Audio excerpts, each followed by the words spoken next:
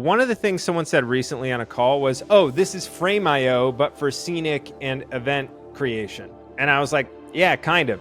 When we talk about this, we talk about this as a tool you get to live in before the show. You know, you get to watch the whole show before you arrive on site. You get to see your content in situ instead of just randomly on a screen, right? It's very obvious when we look back to this 360 content.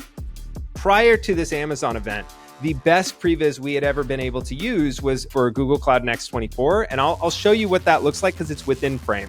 This right here is the opening video for Google Cloud Next, and it's shown within a previs environment. Now, I couldn't get over how weak this was.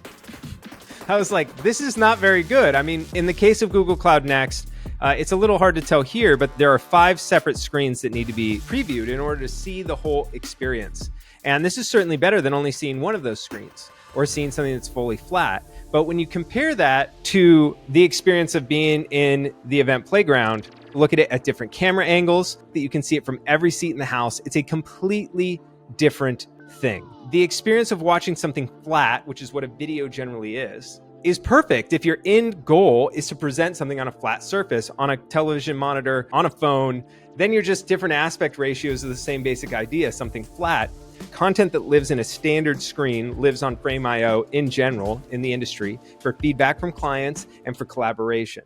So when people say it's like Frame.io, so let's take a look at what that looks like. What does it look like for people to live in this space? Well, they have to be able to give feedback on content, which they can, right? You can add notes within this. You can add your note at a specific time code. So if you had a note about a certain transition, right? So let's say you had a note about this transition or this specific text, you can add that note at that time code that will then be delivered to the team for an update. That looks an awful lot like Frame. Now, with our low fidelity pre-visualization, I didn't realize how much this was above people. If you had a good seat here, it was like, it was wild. It was so much cooler than it seemed like it was when we were just looking at it in this environment.